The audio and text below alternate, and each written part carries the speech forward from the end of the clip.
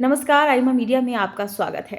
प्रधानमंत्री नरेंद्र मोदी ने रविवार को विकास योजनाओं का उद्घाटन करते हुए जहां आम आदमी पार्टी पर केंद्र से लड़कर एक दशक बर्बाद करने का आरोप लगाया, वहीं आप के प्रमुख अरविंद केजरीवाल ने अपनी संवाददाता सम्मेलन में प्रधानमंत्री के कामों की न तो आलोचना की और न ही उन आरोपों की कोई सफाई दी जो उन पर भाजपा और मोदी हर सार्वजनिक मंच से लगा रहे हैं।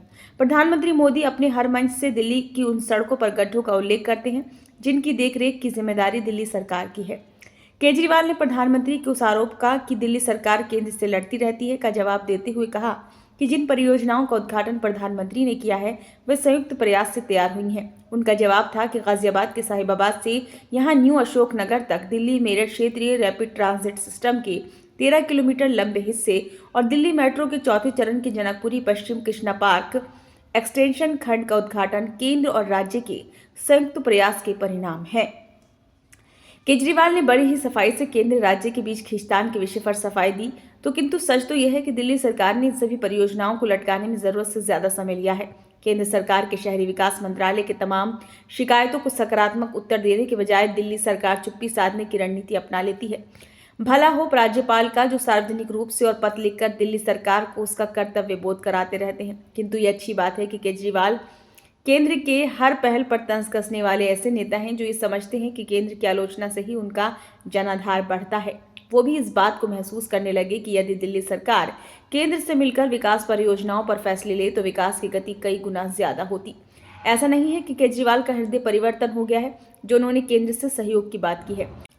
सच तो यह है कि दिल्ली की जनता देख चुकी है कि पूर्व मुख्यमंत्री दिवंगत शीला दीक्षित ने केंद्र की वाजपेयी सरकार और तत्कालीन उपराज्यपाल विजय कपूर के साथ मिलकर दिल्ली में विकास के लिए तमाम परियोजनाओं की वैचारिक और बाद में व्यवहारिक रचना की। शीला जी ने केंद्र सरकार से मिलकर सबसे पहले अपने समर्थक IAS अधिकारियों की नियुक्ति कराई और जो अधिकारी फटे में टांग अड़ाते थे उन्हें दिल्ली के बाहर भिजवा दिया। इसी तरह उन परियोजनाओं को उन्होंने उपराज्यपाल के सलाह पर बदलकर पारित कराया जिन पर जरा भी मतभेद होते थे। 2004 में तो केंद्र में डॉक्टर मनमोहन सिंह के नेतृत्व में सरकार बनी, किंतु उपराज्यपाल विजय कपूर की मदद से उन्होंने केंद्रीय गृह मंत्रालय के अधिकारियों से तमाम परियोजनाओं की स्वीकृति हासिल कर ली। इसी तरह केंद्र की UPA सरकार द्वारा नियुक्त BL जोशी और तेजिंदर खन्ना भी शीला जी के बहुत ज्यादा सहयोगपूर्ण रवैया नहीं अपनाते थे, किंतु शीला जी इन दोनों उपराज्यपालों की सार्वजनिक रूप से कभी भी आलोचना नहीं करती थी, बल्कि जब उनकी परियोजना से संबंधित किसी फाइल पर कोई आपत्ति लग जाती थी तो वो खुद ही उपराज्यपाल से अनुरोध करती थी कि वो ऐसा कोई रास्ता निकालें कि परियोजना रुकने ना पाए।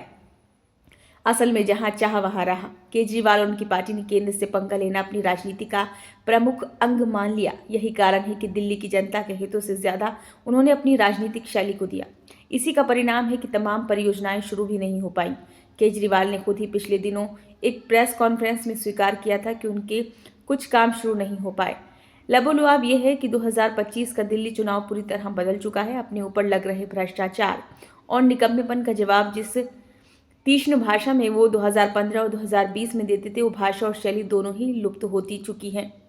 दान बहादुर बनकर उन्होंने भले ही 10 वर्षों तक सरकार चला ली, किंतु इस बार उनका पहले जैसा दृढ़ विश्वास नहीं रहा, इसलिए वो रक्षात्मक मुद्रा में आ जाते हैं।